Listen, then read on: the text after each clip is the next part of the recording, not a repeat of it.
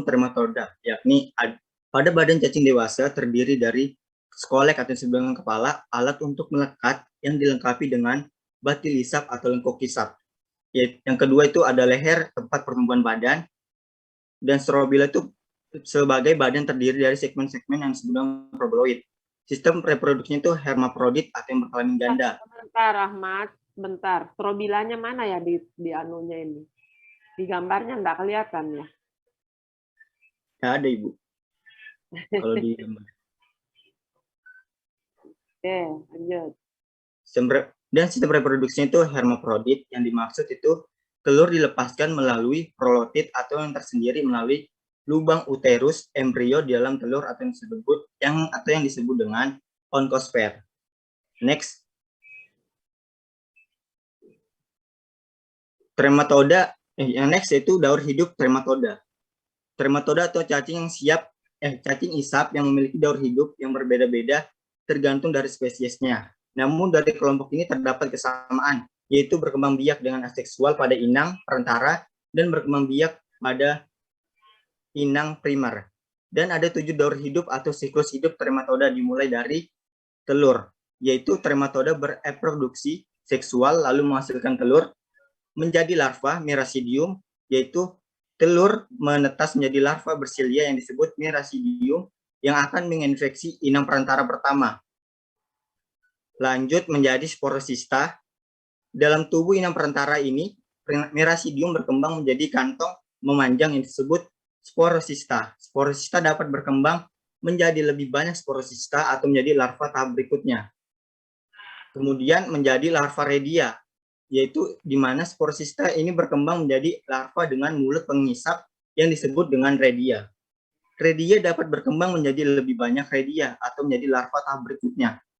Kemudian menjadi larva serkaria, yaitu redia berkembang menjadi larva seperti kecebong yang disebut serkaria. Serkaria memiliki motil yang memiliki ekor dan kemudian menginfeksi inang perantara kedua. Kemudian menjadi sistem mesokaria, yaitu serkaria dapat berkembang menjadi trematoda dewasa atau dorman terlebih dahulu dalam bentuk sista. Kemudian menjadi dewasa, di mana fase cacing hisap ini mampu melakukan reproduksi seksual yang menghasilkan telur. Selanjutnya akan dijelaskan oleh rekan saya.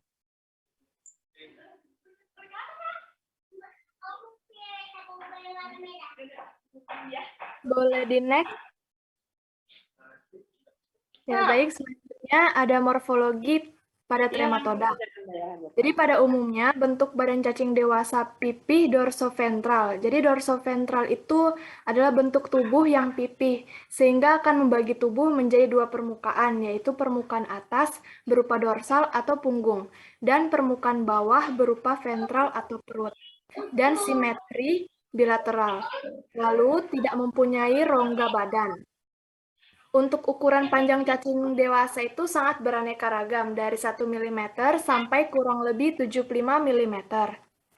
Tanda khas lainnya adalah terdapatnya 2 buah batil isap, yaitu batil isap mulut dan batil isap perut. Beberapa spesies mempunyai batil isap genital. Lalu saluran pencernaan menyerupai huruf Y terbalik yang dimulai dengan mulut dan berakhir buntu pada sekum. Pada umumnya, trematoda tidak mempunyai alat pernapasan khusus, karena hidupnya itu secara anaerob, yaitu bisa hidup tanpa oksigen. Lalu saluran ekskresi terdapat simetri bilateral, dan berakhir di bagian posterior.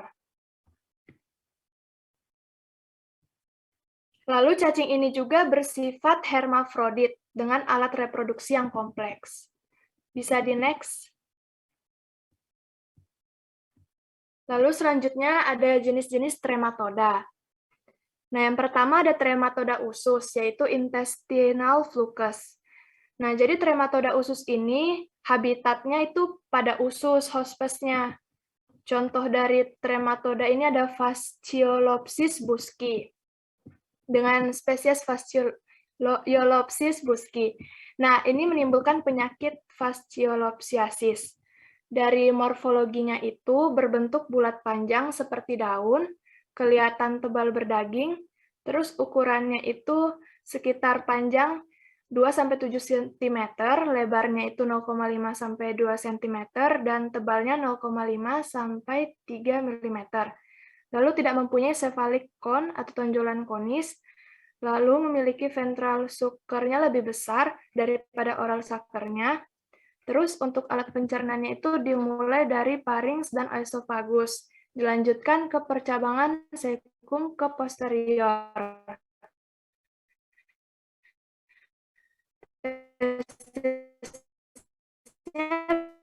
Bercabang-cabang banyak. Telur besar berbentuk oval. Lalu telurnya itu mempunyai operkulum berwarna kekuning-kuningan. Bisa di-next. Lalu dimakan hospes perantara 1, yaitu keong, air. Terus dalam tubuh keong ini berkembang menjadi sporokista, lalu redia, serkaria, dan akhirnya keluar dari tubuh keong, sehingga hidup bebas di air dan menempel di hospes perantara 2 seperti tumbuhan air, yaitu eceng gondok, teratai, lalu berkembang biak menjadi metaserkaria dalam waktu 3-4 minggu. Lalu manusia bisa terinfeksi jika makan tumbuhan air yang mengandung metaserkaria dalam kista.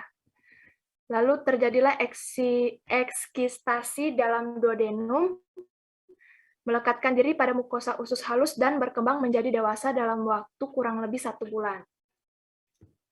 Boleh di-next. Untuk gejala klinis fasciolapsiasis itu sendiri, terdapat peradangan akibat pelekatan cacing pada mukosa usus, lalu ada ulcerasi yang agak dalam pada luka, abses dengan sakit di daerah epigastrium, mual, diare ringan sampai berat, terus pada infeksi yang berat dapat terjadi oedem dan ascites, terus anemia ringan dengan leukositosis dan eosinofilia sampai 35%. Next. Lalu contoh keduanya itu ada Echinostoma iloccanum. Nah, ini tuh menimbulkan penyakit echinotomiasis. Untuk morfologinya itu sendiri ada cacing dewasanya itu berwarna abu-abu kemerahan. Terus bentuknya meruncing ke arah posterior, ukurannya itu panjang 2,5 sampai 6,5 mm dan lebar 1 sampai 1,35 mm. Terus oral suckernya itu dikelilingi deretan duri-duri pada bagian dorsal dan lateral. Ventral suckernya lebih besar daripada oral sucker. Testisnya bercabang-cabang. Terus vitellaria mengisi pinggiran lateral.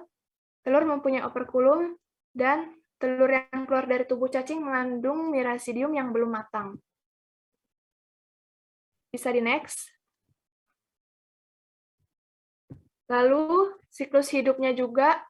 Yang pertama, telur keluar bersama tinja, berkembang di air, lalu telur menetas menjadi miracidium dalam waktu kurang lebih 10 hari. Masuk ke hospes perantara 1, yaitu keong air, dan berkembang menjadi sporokista. Redia 1, redia 2, serkaria, lalu keluar dari hospes perantara 1 masuk ke hospes perantara 2, yaitu tumbuhan air, sama ikan. Nah, hospes definitif yaitu tikus, burung, dan manusia dapat terinfeksi jika memakan hospes perantara 2, yaitu tumbuhan air atau ikan. Next. Untuk gejala klinis dari echinostomiasis itu, yang pertama lingkaran duri-duri di sekitar oral sucker bisa menimbulkan iritasi dan kerusakan ringan pada mukosa usus. Lalu, infeksi yang hebat dapat menimbulkan peradangan catarrh hal, bahkan membentuk ulkus atau luka pada mukosa usus. Lalu, gejala usus tak nyata berupa diare dan sakit perut. Untuk jenis trematoda selanjutnya akan dijelaskan oleh Windah. Baik, terima kasih Gloria. Mungkin slide-nya boleh di next. Oke, baik, saya lanjutkan penjelasan jenis trematoda yang kedua, yaitu trematoda hati atau liver flux. Sudah dijelaskan di awal sebelumnya oleh Ari, trematoda hati itu adalah cacing daun atau cacing pipi yang hidup di dalam organ hati suatu makhluk hidup. Untuk contohnya sendiri ada 3. Yang pertama yaitu ada Opistorchis felenius, di mana jenis cacing hati ini, trematoda hati ini, menimbulkan penyakit opistorchiasis. Kemudian untuk cacing ini banyak ditemukan di negara Spanyol, Italia, Yunani, hingga Korea dan Filipina. Untuk morfologinya sendiri, yang pertama yaitu cacing ini berbentuk seperti lancet. Ukuran panjangnya yaitu 7-12 mm dan lebar 2-3 mm. Kemudian ujung anteriornya meruncing, sedangkan posteriornya itu membulat, berwarna kuning kemerahan, kutikulanya licin, kemudian batil isap mulut sama besar dengan batil isap perut. Testisnya 2 buah, berlekuk dan tersusun miring. Ovariumnya kecil, dan kelenjar vitellaria meluas di bagian tengah lateral, terbentang garis-garis halus. Boleh di next. Untuk siklus hidupnya, yang pertama yaitu telur berembrio keluar bersamaan dengan tinja. Kemudian telur berembrio ini tertelan oleh hospes perantara 1, yaitu keong air, dan di dalam keong tersebut telur itu menetas menjadi mirasidium, kemudian berkembang menjadi sporokista, redia, dan serkaria. Dalam bentuk serkaria ini, dia keluar dari tubuh si keong tadi, kemudian berenang bebas di air, kemudian melekat pada sisik hospes perantara kedua, yaitu ikan.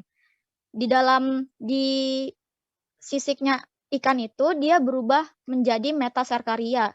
Kemudian ikan dimakan oleh manusia dan terjadilah eksitasi dalam duodenom. Duodenom hospes definitif. Kemudian terulang lagi siklusnya mulai dari telur berembrio seperti itu. Boleh di next.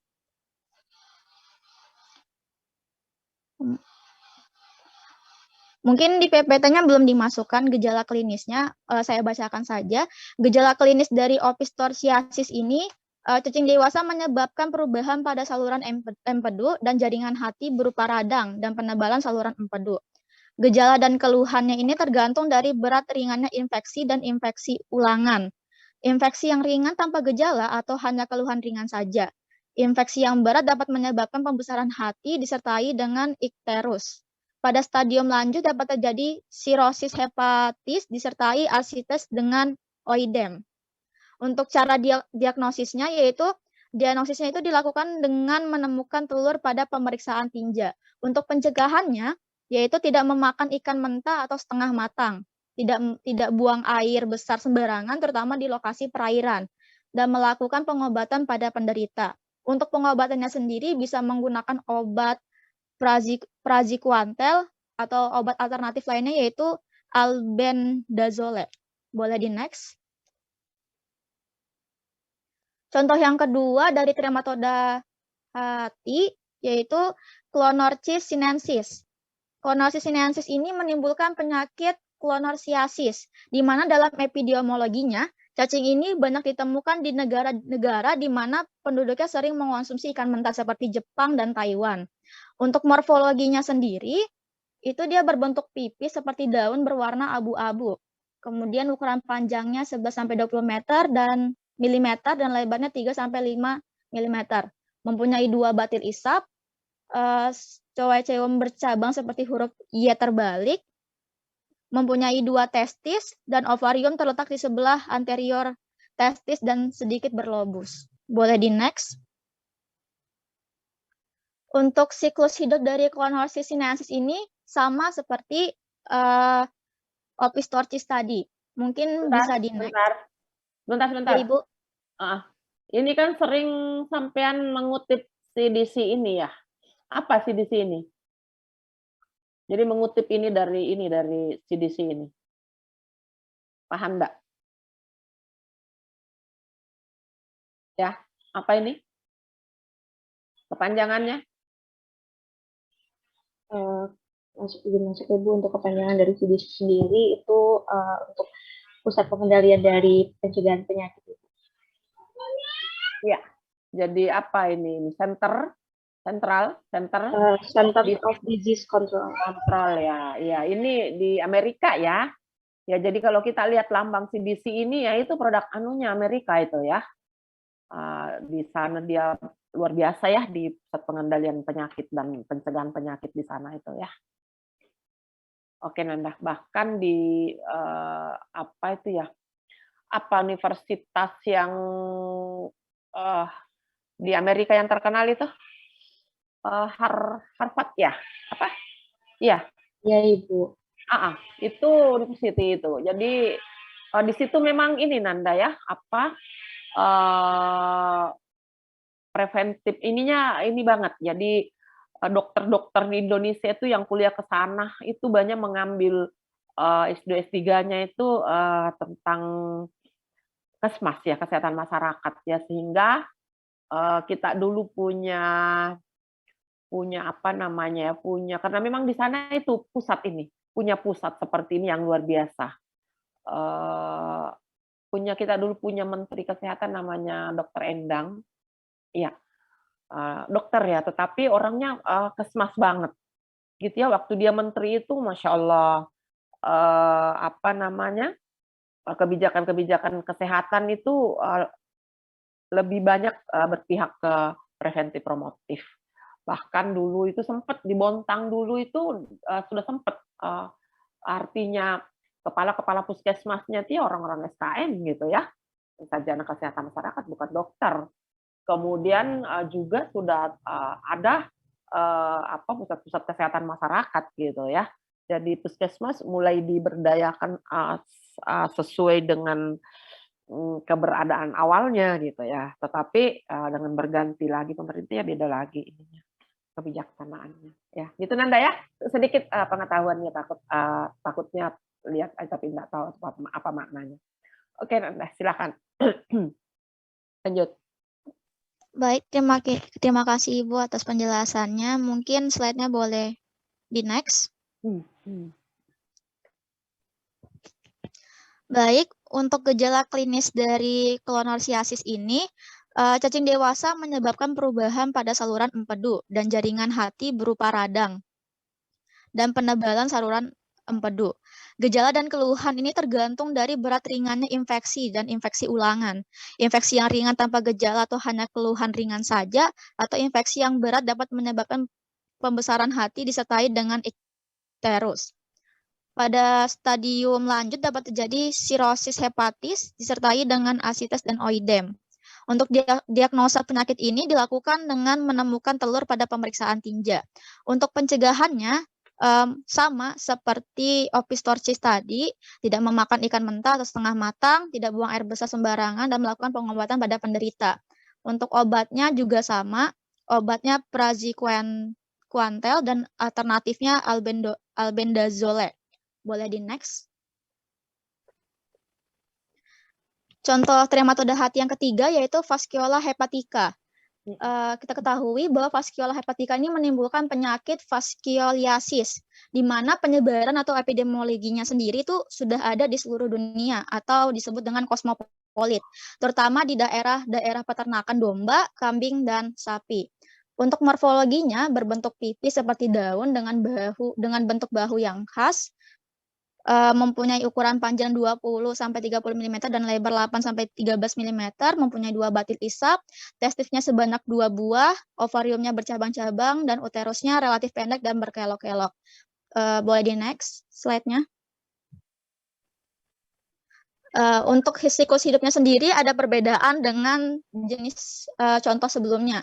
Untuk siklus hidup dari vascular hepatica ini, telur keluar bersamaan dengan tinja. Kemudian telurnya itu menetas di air menjadi mirasidium. Kemudian dalam bentuk mirasidium itu dia masuk ke hospes perantara satu yaitu keong air. Kemudian di dalam keong tersebut dia berkembang menjadi sporokista, redia, serkaria, dan dalam bentuk serkaria dia keluar dari tubuh keong air tersebut. Kemudian setelah keluar menempel pada hospes perantara dua yaitu tumbuhan air. Nah, tumbuhan air yang telah ditempeli oleh serkaria ini akan berkembang menjadi metaserkaria dan akan tertelan atau dimakan oleh hospes definitifnya yaitu binatang ternak yaitu domba, kambing, sapi, kelinci maupun rusa. Kemudian setelah tertelan oleh hospes definitifnya itu akan terjadi eksistasi di dalam duodenum. Kemudian akan menetap dan berkembang menjadi dewasa dalam waktu kurang lebih 12 minggu. Boleh di next. Untuk gejala klinisnya selama migrasi akan menimbulkan kerusakan parenkim hepar hingga terjadi nekrosis serta obstruksi atau penyumbatan empedu. Akibat tekanannya, hasil metabolik cacing yang toksik dan migrasi cacing ini menimbulkan peradangan adenomateus dan fibrotik di saluran-saluran empedu sehingga terjadi ikterus. Di daerah Timur Tengah didapatkan semacam laringoparingitis yang dikenal dengan Hal-Zone, yaitu pharyngeal vasculitis yang disebabkan cacing dewasa yang ikut termakan bersama hati hewan ternak yang tidak dimasak. Untuk diagnosisnya itu dilakukan dengan menemukan telur dalam tinja atau aspirasi duodenum. Untuk pencegahan vaskulitis ini yaitu dengan memasak sayuran dengan baik dan dimasak dengan baik sebelum dimakan. Kemudian melakukan pengobatan pada penderita dan tidak buang air besar sembarangan terutama di lokasi perairan yang ditumbuhi tumbuhan air. Untuk pengobatannya itu dengan obat triclabendazole. Boleh di next. Untuk penjelasan trematoda paru ini akan dijelaskan oleh rekan saya yaitu Anindya Sasi. Kepada Sasi disilakan.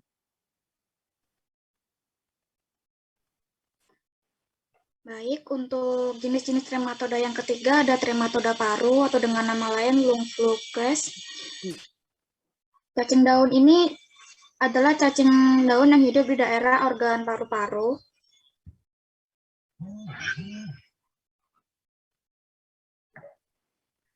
Trematoda ini mempunyai nama lain yaitu The Lungfluke, Distoma westermani, dan Paragonimus ringeri. Dalam epidemiologinya, penyebaran cacing ini di daerah Asia Timur antara lain di Cina, Jepang, Korea, Taiwan, serta dapat juga ditemukan di Indonesia, Filipina, Vietnam, India, dan Afrika. Untuk morfologinya, Paragonimus westermani ini bersifat hermaprodit, yaitu memiliki dua alat kelamin, yaitu jantan dan betina yang berfungsi secara penuh. Untuk siklus hidupnya, hospes definitifnya yaitu pada manusia, anjing, dan kucing, kemudian hospes intermedier 1 pada keong tawar, dan hospes intermedier 2 pada kepiting dan udang air tawar. Untuk siklus hidupnya, cacing dewasa hidup di jaringan paru-paru, kemudian bertelur, dan akan melalui bronkus dan keluar dengan dua cara, yaitu yang pertama dibatukan bersama sputum yang hemoragia. Hemoragia itu keluarnya darah dari pembuluh darah yang rusak baik di dalam maupun di luar tubuh.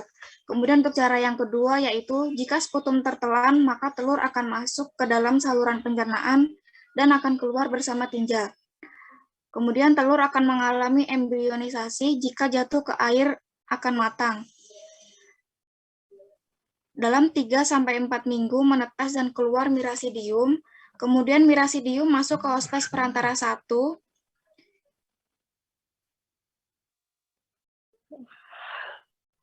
dan kemudian berkembang menjadi spor kista, redia 1, redia 2, cersaria, kemudian cersaria keluar masuk ke hospes perantara 2. Di dalam insang hospes perantara 2, cersaria membungkuskan diri dalam kista buat dan disebut metacercaria. Kemudian metacercaria dalam hospes perantara 2 tertelan oleh manusia, mengalami enkistasi dalam usus halus. Kemudian menerobos dinding usus, menembus diafragma dan rongga pleura, menjadi dewasa dalam paru-paru. Kadang-kadang dapat mengembara ke otak dan menjadi dewasa di situ. Cacing ini dapat hidup selama 5-6 tahun. Boleh di next slide-nya.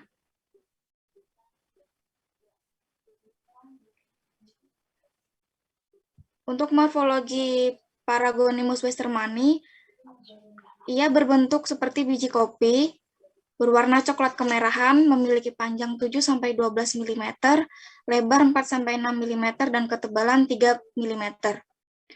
Oral sukar subterminal, ventral sukar tengah tubuh berukuran yang sama besar. Kemudian testis 2 buah berlekuk dalam saling berdampingan. terletak di setengah posterior badan. Ovarium besar berlekuk dalam di sebelah lateral dari testis. Kelenjar vitellaria meluas di seluruh daerah lateral. Porus genitalis terletak di dekat tepi belakang sentral suker. Kemudian untuk morfologi atau ciri-ciri telurnya, telur berbentuk oval, ukuran panjang 80 sampai 120 dan lebar 50 sampai 60, mempunyai operculum yang khas berdinding tebal. Telur berisi sel-sel ovum yang belum matang. Boleh di next.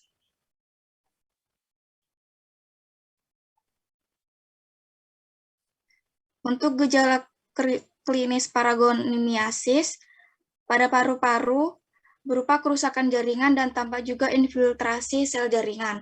Reaksi jaringan membentuk kapsul fibrotik atau kista, di dalamnya terdapat cacing dan juga telur. Jika kista ini berada di bronkus, maka oleh suatu hal dapat dipecah.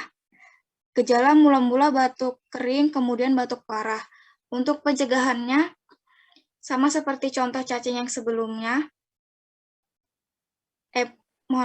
trematoda yang sebelumnya, yaitu tidak memakan kepiting yang belum dimasak sampai matang, tidak buang air besar sembarangan, terutama di lokasi perairan, dan melakukan pengobatan pada penderita. Untuk pengobatan yang bisa diberikan yaitu obat praziquantel. Boleh di next.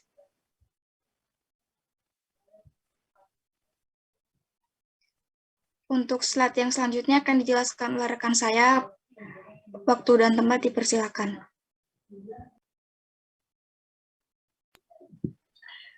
Baik, terima kasih. Selanjutnya akan saya lanjutkan ke jenis yang keempat, yakni jenis trematoda yang keempat dan yang terakhir juga adalah trematoda darah. Jadi, salah satu spesies dari jenis trematoda darah yang pertama yakni adalah Histosoma japonicum. Histosoma japonicum ini merupakan salah satu jenis spesies trematoda yang bersifat anhermaprodit atau organ genital yang terpisah, dan ini dapat menimbulkan penyakit histosomiasis. Assalamualaikum warahmatullahi wabarakatuh. Ira, kayak apa itu anunya? Kayak apa anunya itu? Sebentar aku ngajar aku.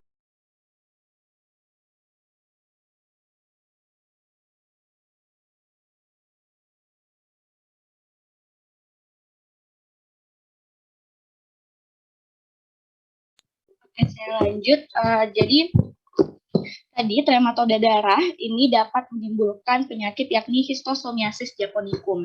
Dan histosoma japonicum ini juga mempunyai nama lain yakni di oriental blood fluke, di mana hospes intermediate-nya adalah keong air dan hospes definite-nya adalah manusia, binatang domestik, dan juga rodentia atau hewan ternak.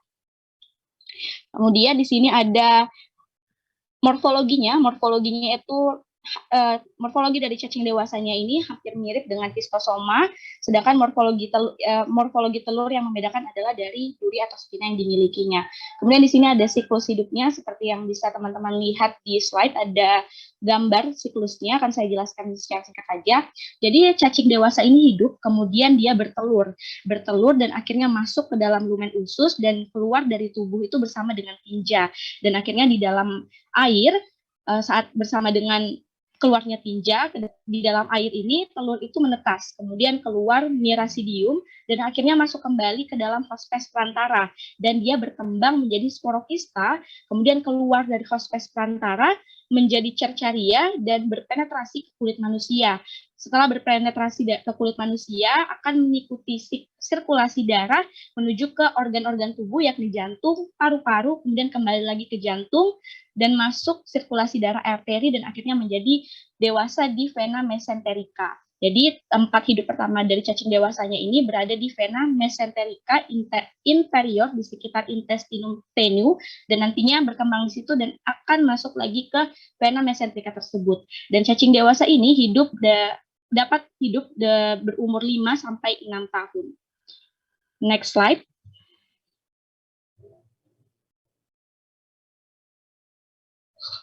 Slide selanjutnya.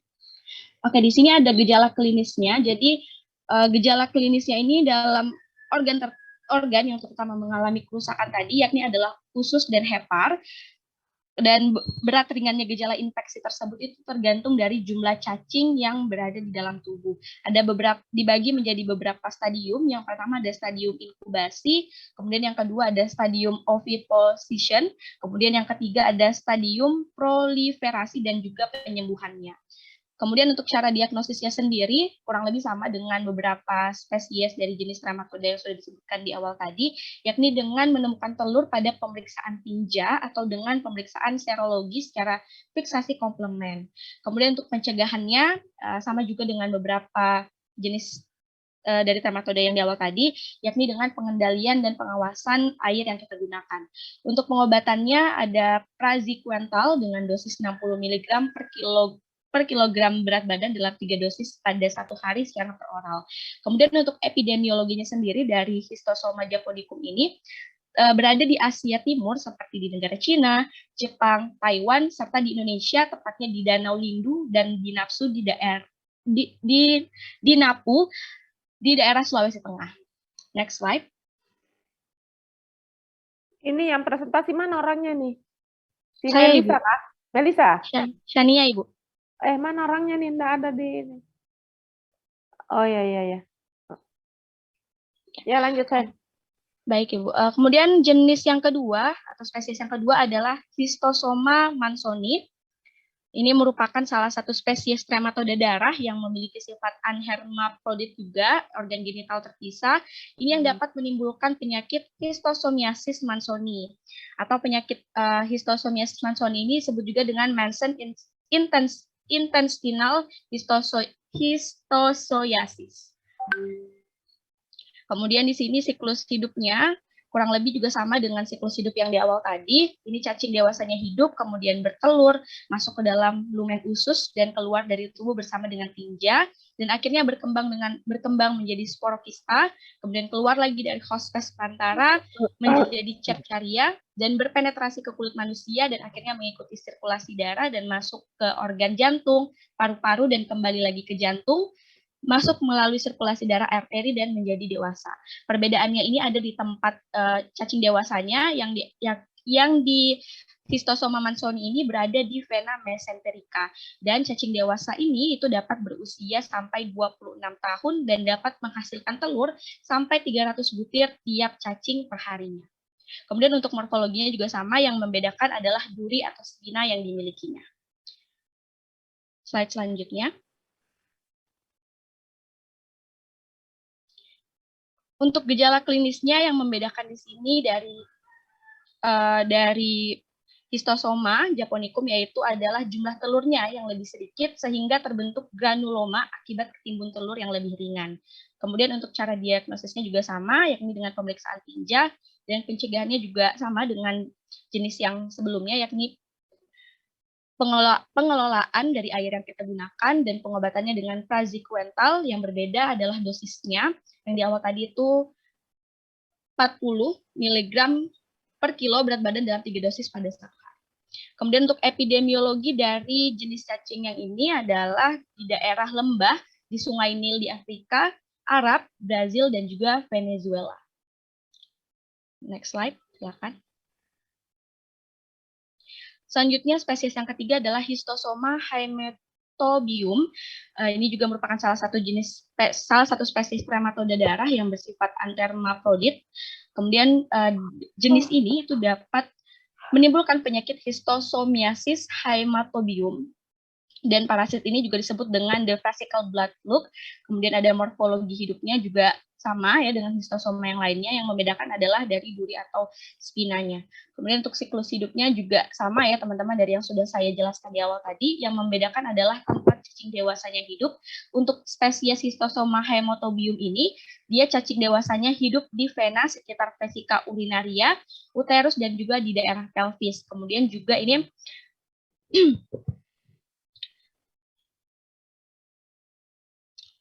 menjadi dewasanya di bagian yang sudah saya sebutkan tadi, itu yang menjadi pembedanya.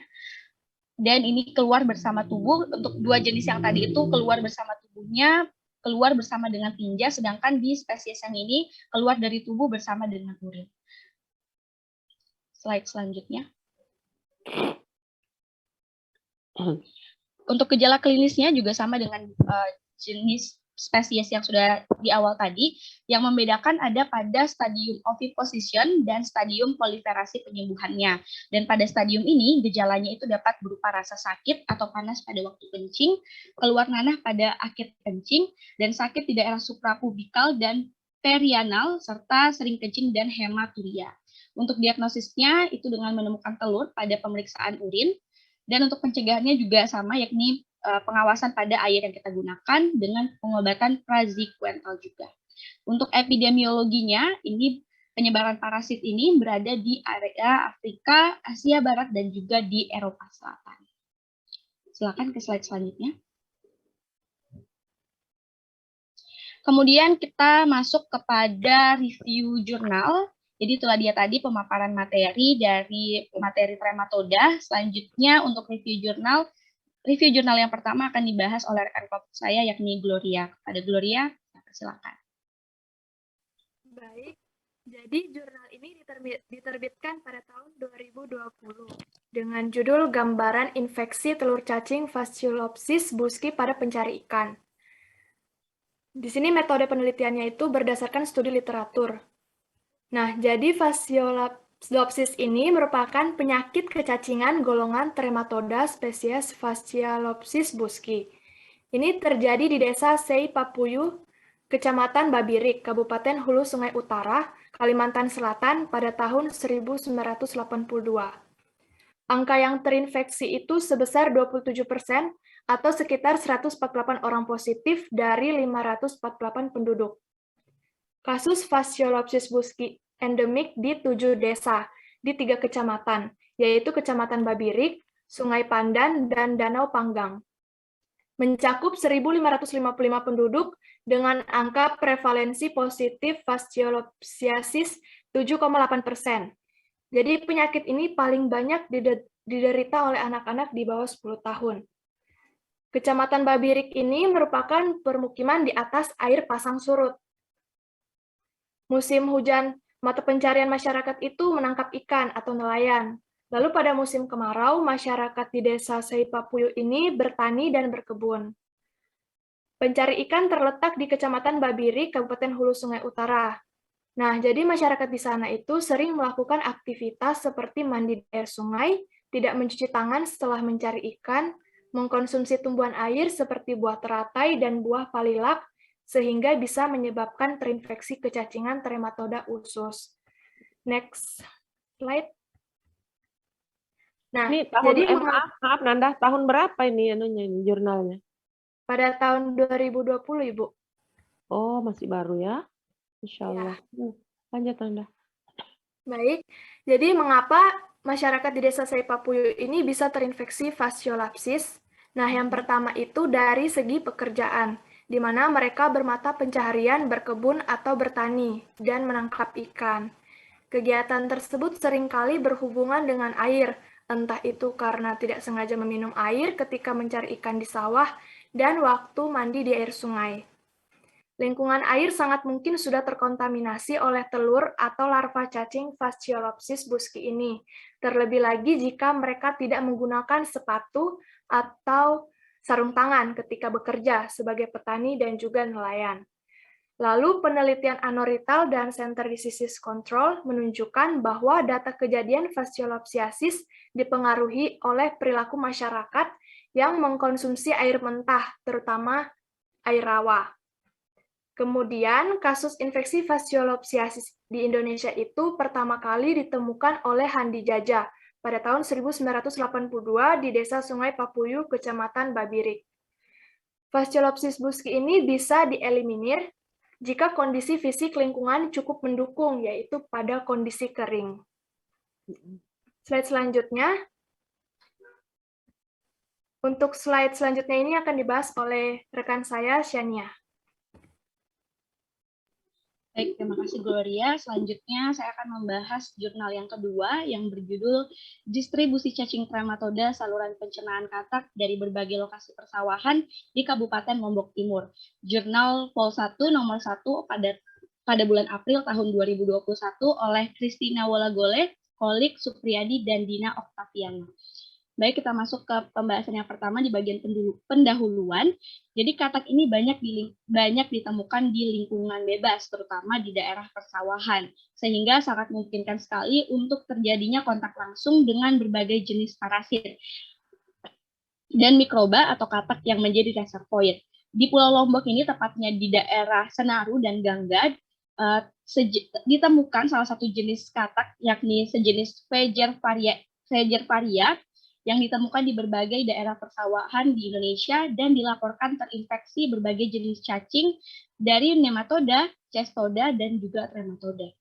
Penelitian pada bakteri ini menyatakan bahwa katak ini dapat berkontak langsung dengan bakteri yang ada di air, tanah, dan arthropoda yang dimakan dan menjadi predisposisi terinfeksinya bakteri saat mengalami stres. Kemudian untuk metode dalam rancangan penelitian ini menggunakan cross-sectional survey yang bertujuan untuk mengetahui distribusi dan prevalensi cacing gastrointestinal pada katak. Kemudian untuk pemilihan lokasinya menggunakan metode purposive sampling method yang digunakan untuk menentukan lokasi pengambilan sampel. Dan terpilih 3 desa. Yang pertama ada desa Peringgi dengan jumlah 6.423 jiwa.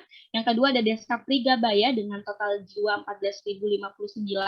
Dan yang ketiga adalah daerah persawahan Tanjung Teros dengan jumlah warga yakni 4.547 jiwa. Dan kriteria pemilihan desa ini didasarkan pada luasnya area persawahan dan juga geografis wilayahnya. Silakan ke slide selanjutnya.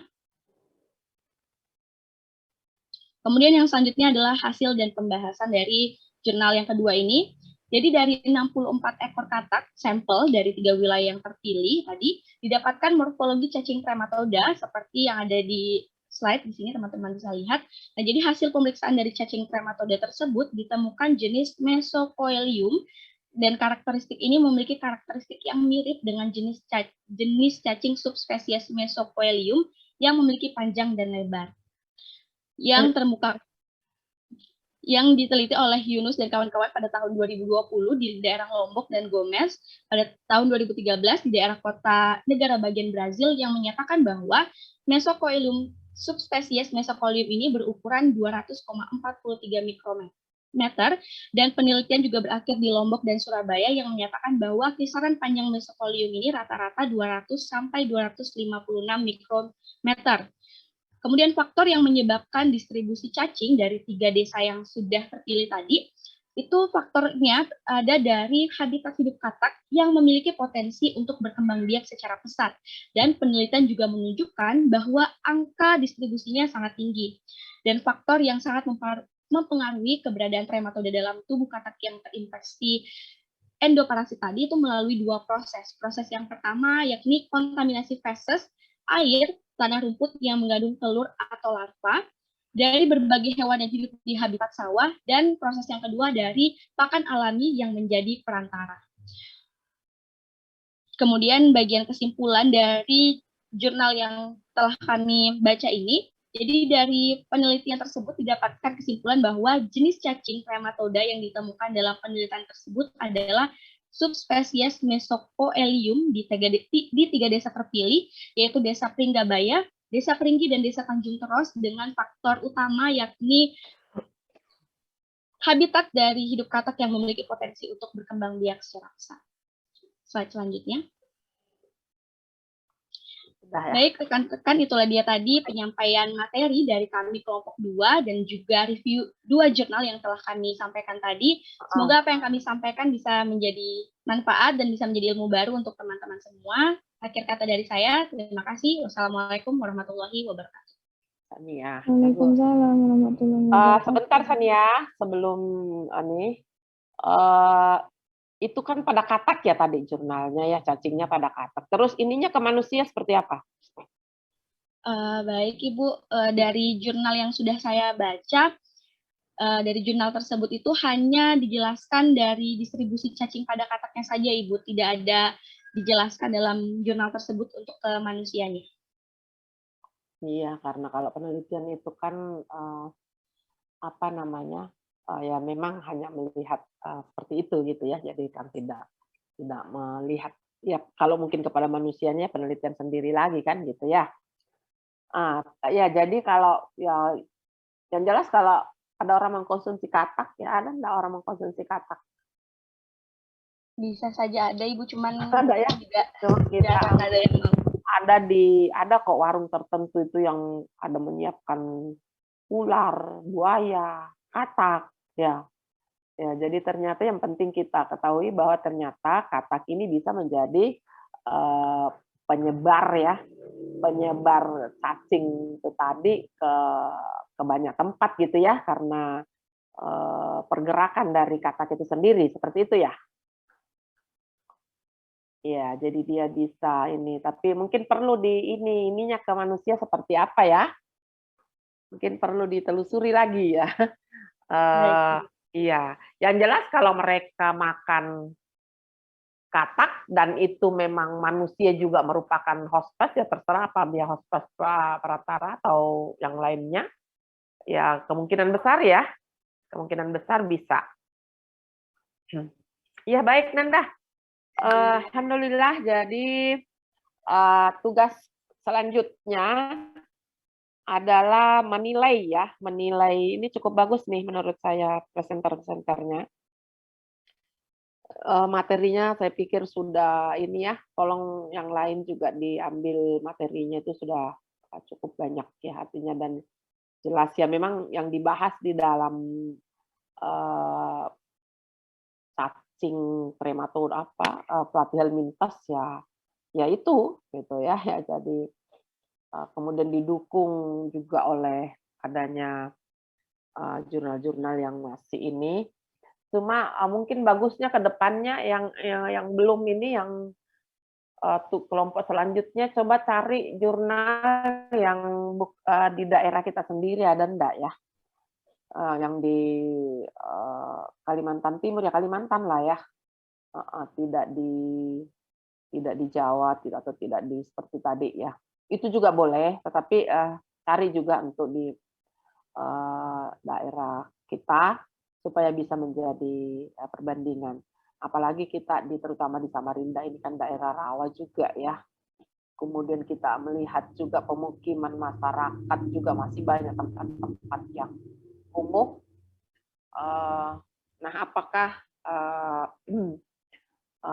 apa namanya prevalensi kecacingan ini masih ada? Adakah jurnal-jurnal yang jelas hasil penelitian kalau hasil penelitian mahasiswa pasti banyak lah ya. Cuma mungkin bisa mungkin dicari ya yang bagaimana di kita di Kalimantan Timur khususnya gitu ya.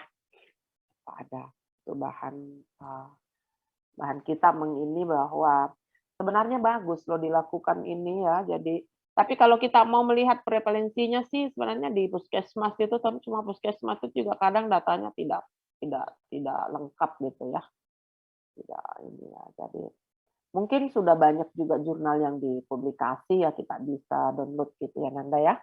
Coba dicari. Kalau hasil-hasil penelitian mahasiswa sih ya banyak lah ya di Unmul sendiri kan ada FKM, ada kedokteran ya yang kemungkinan judul penyakitnya kecacingan. Kemudian juga farmasi, kalau farmasi tidak ya. Ada keperawatan di sini, ada juga FKM yang ada di siapa namanya di UMKT. Ada beberapa universitas ya juga Balikpapan juga seperti itu. Saya pikir sudah banyak yang dipublikasi ya. Coba minta tolong juga dicari ya anunya di jurnal yang sudah di jurnal gitu ya untuk di Kaltim. Yang terjadi di Kaltim gitu. Jurnalnya monggo mau diterbitkan di mana, apakah terbitan di mana saja bisa ya, tetapi itu kejadian kecacingannya itu ada di Kalimantan Timur khususnya ya. Baik Nanda, untuk selanjutnya ini kita sudah berada di masih ada waktu 1 jam ke depan untuk diskusi. Jadi untuk yang pertama nanti saya tunggu hasil penilaiannya dari semua kelompok bagaimana tentang presentasinya ini, artinya tugas kelompok yang diberikan ke kelompok 2 ini. Ya, jadi PPT-nya itu kan kemarin sudah saya ini ya, penilaiannya itu dari kreativitasnya, keasliannya, dan isinya ya, kontennya, kemudian keindahannya ya, karena estetikanya, apalagi kemarin satunya ya, ya kreativitasnya ya untuk membuat PPT-nya itu seperti apa. Itu harus ada ini ya, penilaian dari semua kelompok. Nanti ini aja ke Ibu, di share ke WA saja. Kemudian juga pertanyaan-pertanyaannya dan jawabannya juga kan ada nanti di share di grup ya, kan ada di grup ya. Dan untuk selanjutnya kita di stop di Zoom ya Nanda ya, kita di ini. Nah untuk saat ini nih siapa ini yang ininya hostnya nih, Mbak siapa? Saya Ibu. Oh si Ahmad Azari ya. Ahmad, kamu pakai apa Nanda? Pakai WiFi kan? Iya. Oh, nggak apa-apa lah. Kalau pakai paket, aduh saya kasihan ya. Mohon maaf Nanda ya. Itu kalau saya pakai anunya itu, kalau saya yang host bisa nggak Nanda pakai ininya ini? Selanjutnya kuliah kita selanjutnya pakai akunnya ini. Bisa saya buatkan nanti Bu. Oh, harus dibuatkan. Kamu Ya. keberatan nggak kalau terus kamu jadi ininya begini? Tidak Ibu. Oh enggak ya, kalau enggak ya udah penting lancar ya. Nanti Baik. pas dibuatkan lagi nanti ini lagi.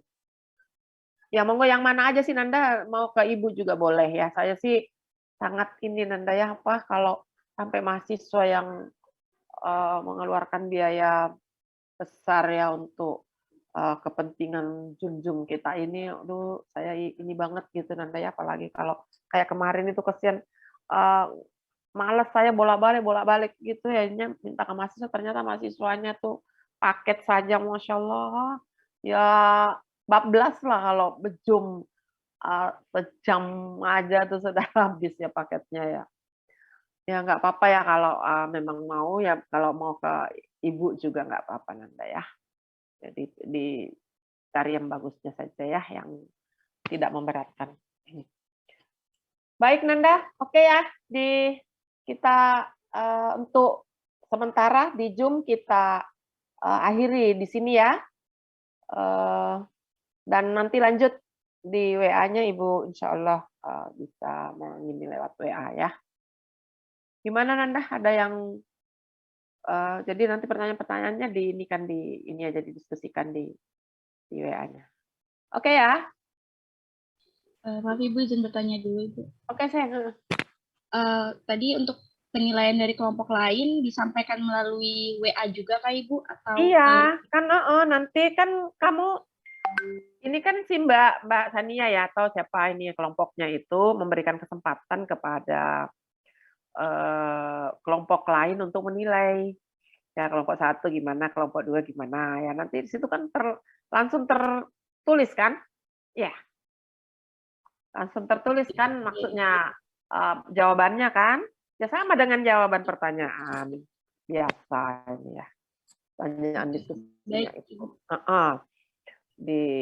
Enggak ya, nanti kan Ibu menilainya kan di situ hasil ininya kan ya, saya kan punya penilaian sendiri tapi dengan kelompok-kelompok yang lain seperti apa ya. Tuh. Ini ya. Jadi ini juga penting Nanda ya, karena sampean itu kan calon sarjana kesehatan masyarakat. Latihan-latihan seperti ini sangat bermanfaat bagi Anda. Ya karena itu jadi calon penyuluh kesehatan ya. Jadi dengan terbiasa ngomong, dengan terbiasa berdiskusi, dengan terbiasa menanggapi pertanyaan, ini itu sangat membantu. Dan salah satu kompetensinya sarjana kesehatan masyarakat kalau Ibu tidak salah, apakah ini masih ini, yaitu komunikasi. Ini kan ada mata kuliahnya toh komunikasi itu ya, komunikasi 1, komunikasi 2 kalau tidak salah ya. Kalau belum berubah kurikulumnya. Seperti itu Nanda ya, jadi betul-betul dipersiapkan yang sebaik-baiknya Nanda ya, juga untuk Nanda sendiri, latihan Nanda sendiri, dan kebaikannya juga kembali ke Anda sendiri. Ya. Itu mungkin, dan yang paling penting semoga apa yang kita lakukan itu mendapat berkah dari Allah Subhanahu wa taala, Nanda ya. Ya,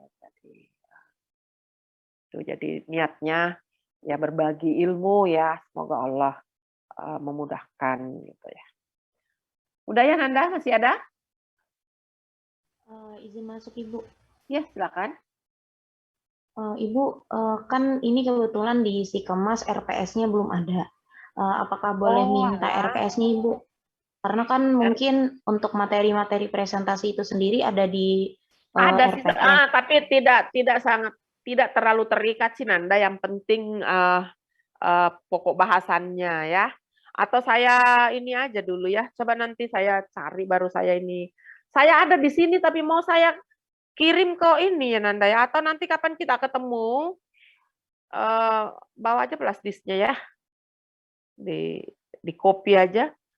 Saya mau ngirim kok berkali-kali enggak terkirim. Atau mungkin saya yang nggak bisa ngirim ya. Itu Nanda udah saya kirim loh berapa kali tuh. Loh kok tidak terkirim ya.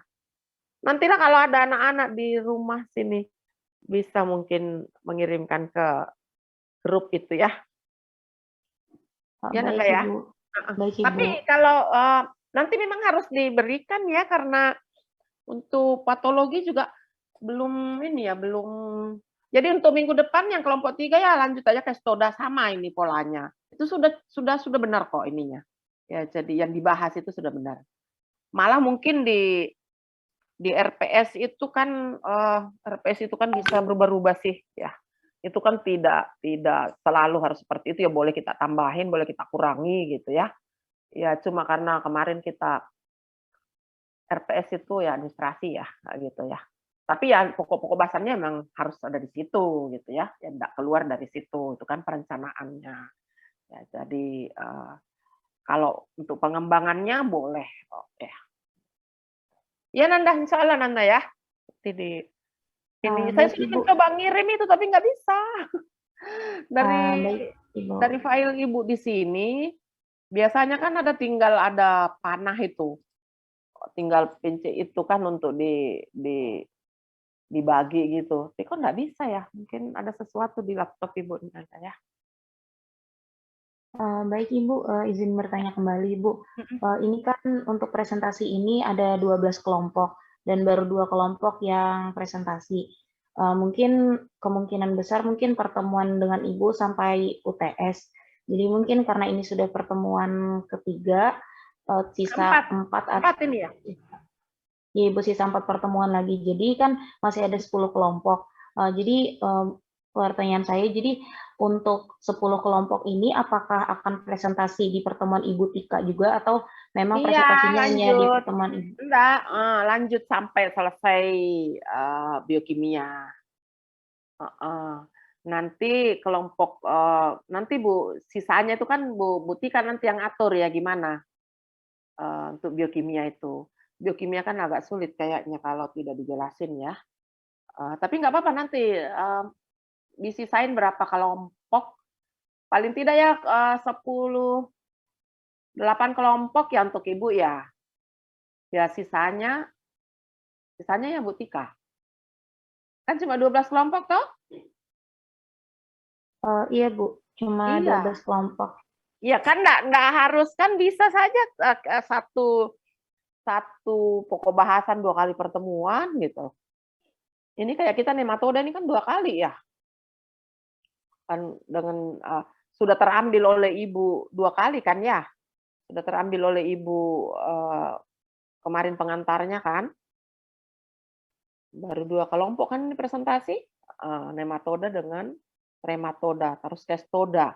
Nanti sudah 5. Terus masuk ke patologi.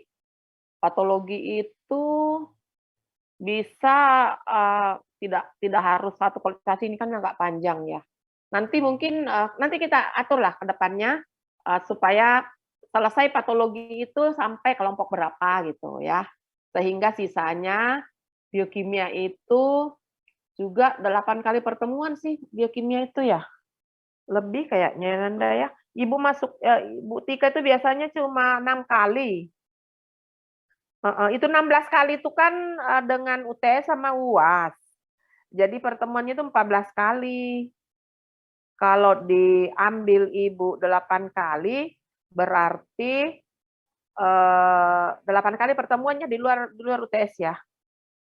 Jadi 9 dengan UTS, berarti Bu Tika itu 7 dengan UAS-nya. Ya kalau nanti saya UTS-nya ya sampai UTS, jadi hasil UTS-nya nanti dari saya, dari UAS-nya dari Bu Tika. Mungkin kalau sampean kalau Bu Tika nggak ada masalah sih ya, nggak seperti Pak Didimus ya. Apa namanya? Ya gimana ya, saya nggak tahu ngomongnya. Maksudnya enggak, kalau Bu Tika ya insya Allah baik saja gitu ya. Kalau Pak Didimus itu memang lebih agak ini sedikit ya. Memang tapi bagus sih sebenarnya ya, objektif gitu ya. Lebih objektif. Kalau perempuan ini kan subjektivitasnya bisa ya, tapi tidak semua. Bisa lebih tinggi karena kita kan penilaiannya kan bukan hanya hasil ujiannya Nanda ya, kalau Ibu ini. Ya, dari berbagai macam sih ya.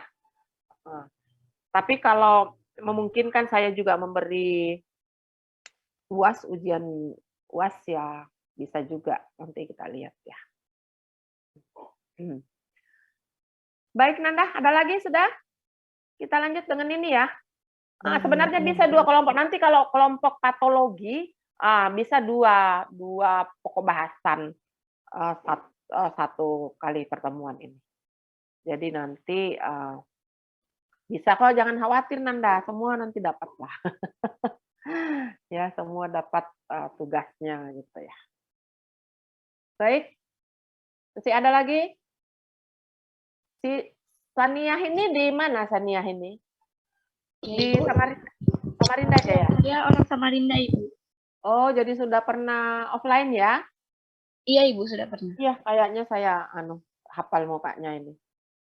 Iya, Ibu. Iya. Baik Nanda ya, oke kita live aja dulu ya. Sambil diselesaikan tugasnya sampai jamnya. Dan mohon diisi presensinya dan juga monitoringnya.